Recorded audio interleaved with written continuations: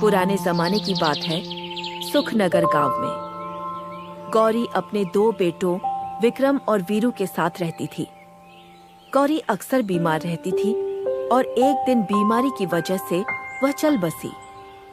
मां के जाने के बाद 2 भाइयों के पास सिर्फ विरासत रह गई। बहुत हो गया वीरू, अब तू निकल जा मेरे घर से। कितने दिन से तेरे परिवार का बोझ मैं उठा रहा हूं। क्या तूने कभी एक पैसा कमाया? माँ की दवाई, घर का राशन, बिजली का बिल सब मैंने दिया। और ये देख, ये जमीन के कागज हैं, इस पर माँ के साइन हैं। अब तू और तेरे बच्चे यहाँ 1 मिनट भी नहीं रह सकते। भैया, ये आप क्या कह रहे हैं? इस घर में मेरा भी हिस्सा है। हम दोनों ने माँ बाप की सेवा की थी। उनकी मौत के बाद क्या यही बचा था हमारे बीच? देवर जी, हमने इस घर की जिम्मेदारियां निभाई हैं। हर कोने में हमारे पसीने की बूंदें हैं। आप मेहरबानी करके अपनी बीवी और बच्चे को यहाँ से लेकर जाइए, बस। और कुछ भी मत सुनाइए। कविता, बात खत्म करो। मैं कोई भावुक ड्रामा नहीं सुनूंगा। यह घर अब मेरा है और मैं फैसला कर चुका हूं। भाभी, एक बार सोचिए, क्या हम इतने पराये हो गए? माँ ने तो हमेशा हमें एक परिवार ही कहा था। आज अगर वो होती तो क्या ये सब देख पाती? कविता मुंह फेर लेती है। तभी गांव के बुजुर्ग भोला काका पास आते हैं। अरे विक्रम बेटा, ये क्या कर रहा है? ये तेरा अपना खून है, भाई है। तेरी माँ की चिता की आग अभी ठंडी नहीं हुई और तू इसे घर से निकाल रहा है? भोला काका, आप अपने काम से काम रखिए। किसी के परिवार के मामले में टांग मत अड़ाइए। फिर वीरू बिना कुछ कहे अपनी पत्नी सुनैना और बेटे चिराग के साथ गांव के बाहर नदी किनारे आ जाता है।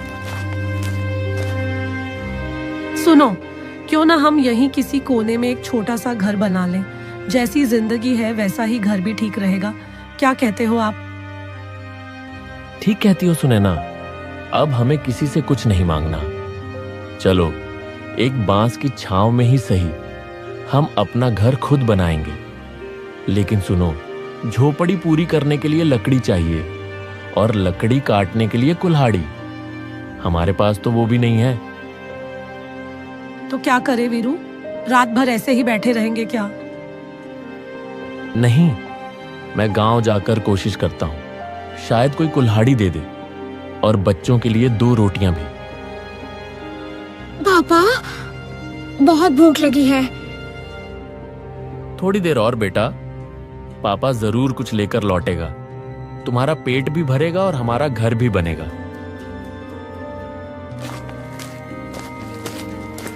वीरू गांव की तरफ जाता है और एक लकड़हारे धीरू से जो लकड़ी काट रहा होता है कहता है, भाई, क्या ये कुल्हाड़ी मुझे कुछ देर के लिए दे सकते हो? मुझे अपने लिए एक छोटा सा घर बनाना है। घर? तू तो गांव से बाहर का लगता है। क्या करेगा घर बनाकर? मेरे भाई ने जमीन हथिया ली। माँ बाप की मौत के बाद हमें घर से निकाल दिया। अब बीवी बच्चों को लेकर नदी किनारे बस गए हैं। छाया तो चाहिए ना, कम से कम बरसात से सिर ढकने को। आजकल यही देखा जाता है भाई, खून से नहीं जमीन से रिश्ता होता है। ले भाई, ये कुल्हाड़ी भी रख और ये रोटी भी। तू तो अपने जैसा नहीं लगता। भगवान तुम्हारा भला करे भाई, मेरे बच्चे पेट भर के खाएंगे। वीरू कुल्हाड़ी और रोटी लेकर नदी किनारे लौटता है। पापा, रोटी है? बेटा, आज तेरा पेट भर जाएगा और कल से अपनी झोपड़ी भी बनेगी अपने ही हाथों से।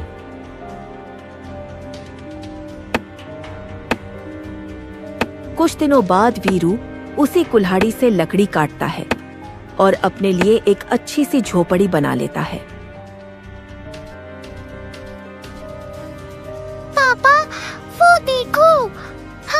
झोपड़ी अब कितनी सुंदर लग रही है। हाँ बेटा, ये झोपड़ी नहीं, हमारी मेहनत की मिसाल है। अब कोई हमसे इसे छीन नहीं सकता। ये हमने अपने पसीने से बनाया है, अब ये हमारा है पूरी तरह से। चलो सुनैना, अब जब घर बन गया है तो मैं गांव जाकर कोई काम ढूंढता हूं। कुछ भी करूंगा, लेकिन रसोई का धुआं फिर से उठेगा। फिर वीरू गांव की तरफ निकल पड़ता है। भैया, कोई काम हो तो बता दो। मेरी बीवी और बच्चे कई दिनों से भूखे हैं। घर में चूल्हा तक नहीं जला। मैं मजदूरी कर लूंगा, खेत में काम भी कर लूंगा, बस कुछ मिल जाए। अरे वीरू, अभी तो सीजन भी नहीं है, काम कहाँ से दूं? जा कहीं और पूछ ले। फिर वीरू एक एक कर कई घरों में जाता है, पर कोई भी उसे काम नहीं देता। वीरू हताश आंखों में आंसू लिए लौटता है। तभी एक बूढ़ी औरत उसे देखती है और उससे कहती है, बेटा, तू कब से घूम रहा है? तेरा चेहरा सब कुछ कह रहा है। ले, ये रोटी और थोड़ा सा गुड़ ले। कुछ नहीं तो कम से कम तेरा बच्चा तो चुप हो जाएगा ना। माई, आज तू तो जैसे भगवान बनकर आई है। तेरा ये टुकड़ा हमारे लिए किसी खजाने से कम नहीं। फिर वीरू घर लौटता है। ये लो सुनैना, थोड़ा सा खाना मिला है, चिराग को खिला दो, वो भूखा है। और आपने तो खुद भी कुछ नहीं खाया है। आपका चेहरा बता रहा है कि आप बहुत थक गए हैं। मुझे भूख नहीं है, बच्चों का पेट भरा रहे बस वही काफी है। मैं तो कल भी खा लूंगा। आप ऐसे क्यों हैं वीरू? इतना सहकर भी हमेशा मुस्कुरा लेते हैं। काश दुनिया में आप जैसा दिल सबको मिलता। वीरू चुपचाप पानी पीता है और सिर झुकाकर झोपड़ी के कोने में जाकर बैठ जाता है। क्या इतनी बेबस हो गई है मेरी किस्मत? हर दरवाजे पर दस्तक दी। पता नहीं कब हमारे दिन बदलेंगे, कब चिराग बिना भूखे पेट सोएगा, कब सुनैना की आंखों में सुकून लौटेगा। तभी उसकी नजर कोने में रखी कुल्हाड़ी पर जाती है। ये कुल्हाड़ी, शायद यही आखिरी रास्ता है। अगर कोई काम नहीं देगा तो अब खुद अपना काम करूंगा। कहाँ जा रहे हो वीरू? अभी अभी तो लौटे हो। कुछ खा लो पहले, फिर चले जाना। सनैना, जब तक चिराग की थाली में भरपेट खाना ना हो, मैं कुछ भी नहीं खा सकता। आज जंगल से लकड़ी काट कर लाऊंगा, बेचूंगा और राशन लेकर लौटूंगा। वीरू जंगल में लगातार पसीना बहा रहा था और फिर जो लकड़ियां काटता है उसे लेकर बाजार चला जाता है। लकड़ियां ले लो, लकड़ियां सूखी हैं, एकदम सस्ती हैं। ले लो भाई, ले लो। एक ग्राहक लकड़ी हाथ में लेकर देखता है। सूखी तो है पर बहुत पतली है, 10 रुपए दूंगा। भैया, मेहनत बहुत लगती है, थोड़ा और बढ़ा लो। 15 रुपए का एक गट्ठा है। देना हो तो दो, वरना और बहुत लोग बैठे हैं। वीरू मजबूरी में उस लकड़ी को 10 रुपए में बेच देता है। फिर धीरे धीरे उसकी सारी लकड़ियां बिक जाती हैं। चलो, कम है पर मेहनत से आया है। अब राशन लेकर घर जाता हूँ। चिराग के लिए आज पेट भर खाना होगा। फिर वीरू किराने की दुकान पर जाता है। भैया 1 किलो चावल दे दो और 1 किलो आटा। कमाल है वीरू, लोग तो भीख मांगते हैं, पर तू तो जंगल से मेहनत लाया है। भाई, मेहनत ही तो आखिरी सहारा है। सारा राशन लेकर वीरू घर पर लौटता है।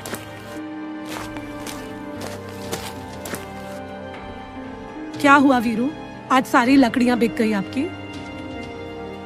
अरे हाँ भाग्यवान, आज तो जैसे भगवान ने खुद रास्ता बना दिया। हमारी मेहनत रंग लाई, सारी लकड़ियां बिक गईं। हाँ, पैसे थोड़े कम मिले, पर इतना जरूर है कि आज हम तीनों भरपेट खा सकते हैं। चलो, ये तो बहुत अच्छी बात है। कम मिला लेकिन अपनी मेहनत से मिला।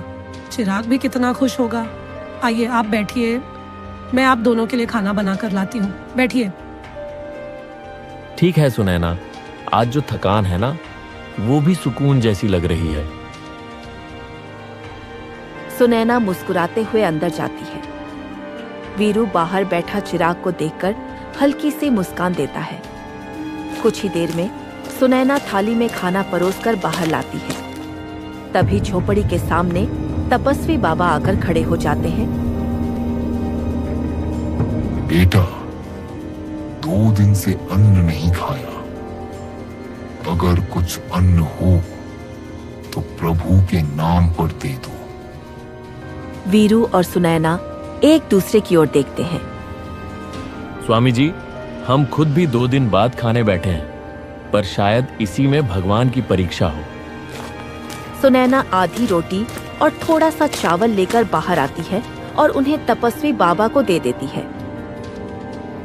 आप खाइए बाबा, पेट भर लीजिए। हमारे लिए तो हर दिन की भूख है, पर शायद आज आपकी जरूरी है। साधु भोजन खाकर उनसे कहते हैं, बेटा, तेरी सेवा और मेहनत का फल तुझे जरूर मिलेगा। आज जो तूने मुझे दिया है, वो कल तुझे बहुत कुछ लौटा कर देगा। मेरा आशीर्वाद है, एक दिन यही झोपड़ी तेरी सबसे बड़ी ताकत बनेगी। वीरू और सुनैना सिर झुकाते हैं। तपस्वी बाबा रात को वहीं रुकते हैं और सुबह चले जाते हैं। कुछ दिन बाद जंगल में वीरू कुल्हाड़ी लेकर लकड़ी काट रहा होता है। तभी उसकी नजर एक लाल रंग के पत्थर पर पड़ती है। अरे ये क्या है जो इतनी तेजी से चमक रहा है? हे भगवान, ये तो कोई साधारण पत्थर नहीं लगता। नीले कमल जैसा रंग, एक अजीब सी रोशनी। ऐसे पत्थर तो कभी कभार ही मिलते हैं। वीरू पत्थर को कपड़े में लपेट कर घर पर ले आता है और उसे सुनैना को दिखाता है। सुनैना, देखो मुझे क्या मिला है जंगल में लकड़ी काटते वक्त। अरे ये कोई साधारण पत्थर नहीं है वीरू। इसमें तो कोई ऊर्जा सी महसूस हो रही है। लेकिन ये तुम्हें मिला कहाँ था? जंगल में। जैसे ही कुल्हाड़ी जमीन पर लगी, वह उछल उछल कर बाहर आ गया। मैंने सोचा इसे संभाल कर रखता हूँ, शायद किसी दिन जरूरत पड़े। तुमने बहुत ठीक किया वीरू। भगवान ने खुद तुम्हारे हाथों इसे बाहर निकलवाया है। ये कोई साधारण चीज नहीं लगती। लगता है हमारी जिंदगी बदलने वाली है। वहीं दूसरी तरफ विक्रम कुछ लोगों के साथ जुए में डूबा हुआ था। हा। आज तो किस्मत तेरे साथ है विक्रम। तू ऐसे जीतता रहा तो एक दिन पूरे गांव का मालिक बन जाएगा। जा लगा दे फिर से सारा दांव एक साथ। डरता क्यों है विक्रम? डरता नहीं हूं। विक्रम सिंह नाम है मेरा। सारी जमीन, घर, खेत सब लगा देता हूं। जीत गया तो राजा बन जाऊंगा। किस्मत बदलने के लिए कुछ तो करना पड़ेगा। वह सारे खेत, जमीन, घर सब कुछ दांव पर लगा देता है। पत्ते खुलते हैं और विक्रम हार जाता है। विक्रम, तू हार गया। अब तेरे नाम कुछ नहीं बचा। सब अब हमारे हवाले है। नहीं, ये नहीं हो सकता। मेरे बाप दादा की जमीन, मेरा सब कुछ, मैंने सब कुछ गवा दिया। अब मैं क्या लेकर जाऊंगा घर? विक्रम थका हारा घर पहुंचता है। क्या हुआ? इतनी देर कहाँ थे? और ये चेहरा क्यों सूजा है आपका? सब हार गया कविता। खेत, घर सब चला गया। क्या कहा तुमने? तुम सच कह रहे हो? तुमने हमारे बच्चों का भविष्य जुए में दांव पर लगा दिया। हे भगवान, हम अब कहाँ जाएंगे? मैंने सोचा था जीतूंगा तो अमीर बनेंगे। मुझे माफ कर दो, मुझे समझ नहीं आया। मैंने लालच में सब कुछ खो दिया। मैंने सोचा था एक बार जीत जाऊं तो तुम्हें सोने के कंगन दूंगा, बेटे को पढ़ने शहर भेजूंगा, इस मिट्टी की जिंदगी से ऊपर ले चलूंगा, पर मैं तो खुद ही मिट्टी में मिल गया। पीछे से उसके दोस्त की आवाज आती है। जब तू जुए में सब कुछ हार गया था तो तूने यह घर मेरे नाम किया था, याद है ना? तेरे पास ठीक 10 मिनट है, अपना सामान समेट और निकल जा इस घर से। यह अब तेरा नहीं, मेरा घर है। मैं अब और नहीं सह सकती। मैं जा रही हूँ कहीं ऐसी जगह जहाँ जिंदगी फिर से शुरू हो सके, जहाँ मेरा बच्चा भूखा ना सोए। कविता बच्चे को उठाती है। वह विक्रम की तरफ बिना देखे घर से बाहर निकल जाती है। विक्रम वहीं का वहीं बैठा रह जाता है। सब चला गया, कविता, बेटा, घर, खेत। मैंने सब कुछ जुए की बाजी में हार दिया। अब मैं किसके लिए जीऊं? कुछ दिनों बाद विक्रम गांव की गलियों में इधर उधर भटक रहा था। भोला काका, कुछ खाने को मिल जाएगा? 2 दिन से कुछ खाया नहीं। चल हट, तेरे जैसे लोगों को ही देख देख के भगवान भी चुप हो जाते हैं। कभी दूसरों का हक मारा था, अब खुद भूखा फिर रहा है। मैंने गलती की थी काका, पर अब कोई तो दया कर लो। दया उनके लिए होती है जिनके कर्म साफ हों। तू तो अपनी लालच की आग में सब कुछ जला बैठा विक्रम। जमीन, घर, परिवार, सब कुछ हार गया। जा यहां से, मेरे पास तेरे लिए कुछ नहीं है। विक्रम हताश होकर पीछे हटता है। भोला काका दरवाजा जोर से बंद कर लेते हैं। फिर ठीक वैसे ही विक्रम एक एक घर के दरवाजे पर गया, लेकिन हर जगह से उसे तिरस्कार ही मिला। हर दरवाजा उसके लिए बंद होता गया। किसी ने पानी तक न पूछा। भूखा, थका और बीमार विक्रम आखिरकार गांव के बाहर एक पुराने पीपल के पेड़ के नीचे बैठ गया।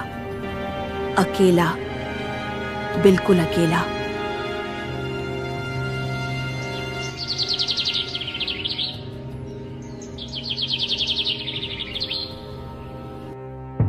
कुछ हफ्तों बाद गांव में अचानक एक अजीब बीमारी फैलने लगी।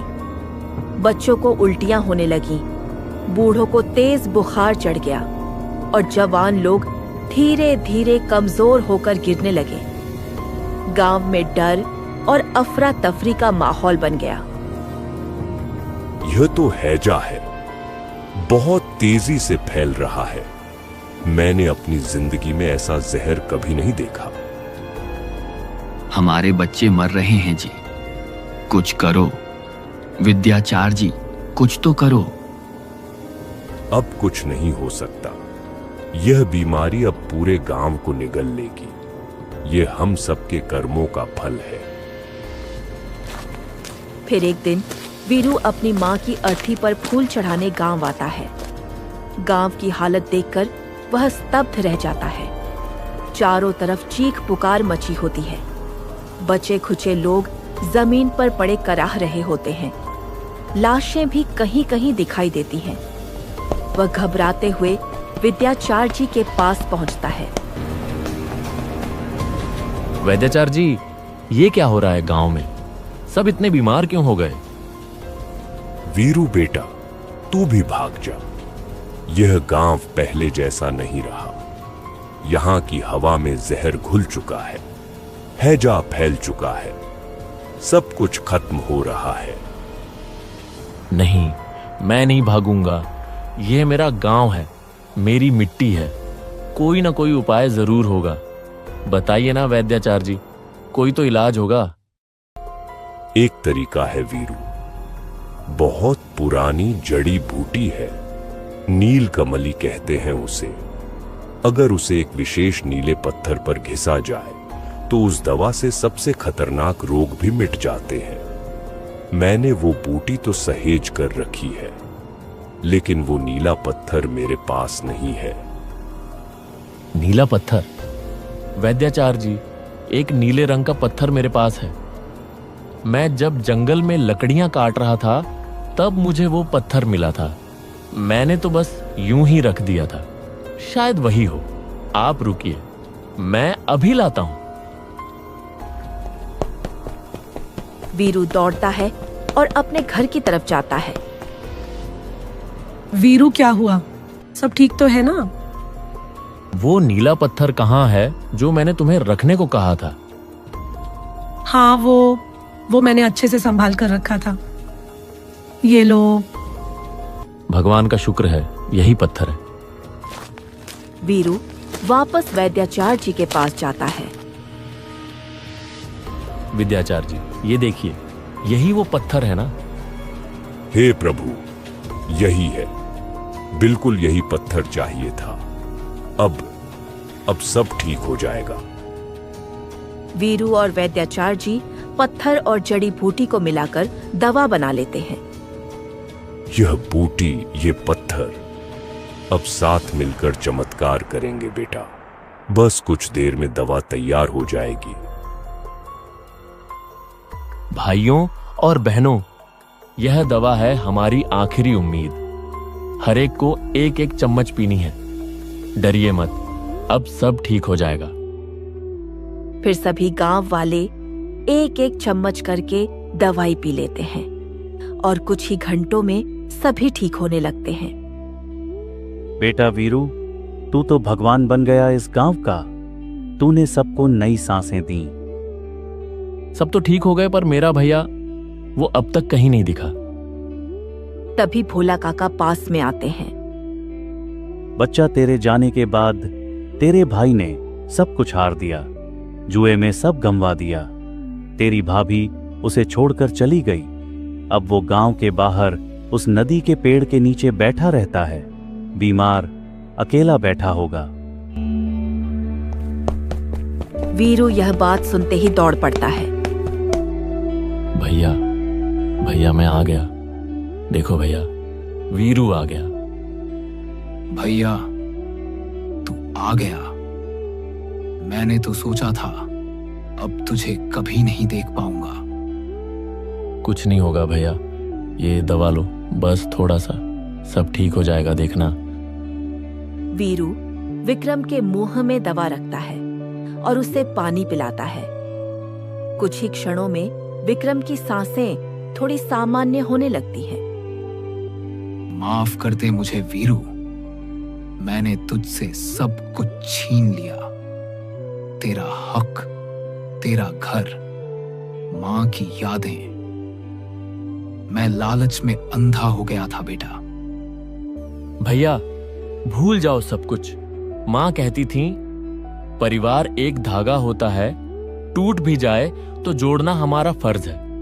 अब सब ठीक हो गया भैया, हम फिर से एक साथ रहेंगे। हमारा घर फिर से एक घर बनेगा।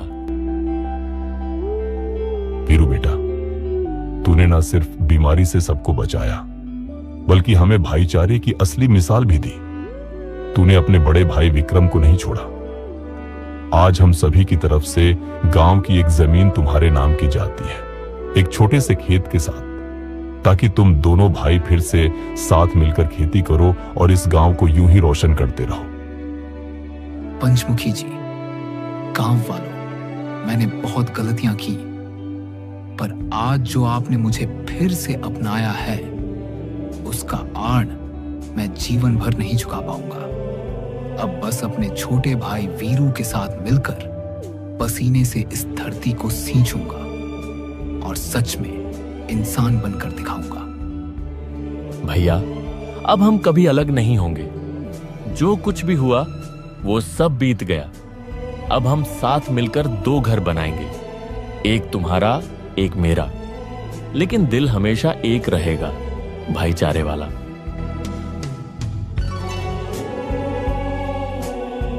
कुछ महीनों बाद नदी के किनारे 2 सुंदर पक्के मकान खड़े होते हैं, एक वीरू का और एक विक्रम का। देखो बहन, कैसे दोनों भाइयों ने दोबारा अपना जीवन शुरू कर दिया। जहाँ पहले जहर था, अब वहाँ अमृत बह रहा है। यही है असली घर, असली भाईचारा। बच्चों, इन भाइयों की कहानी याद रखना। जब जब दिलों में दूरियां बढ़ें, तो यह याद आना चाहिए, खून का रिश्ता कभी नहीं टूटता, बस उसे निभाने का हौसला चाहिए।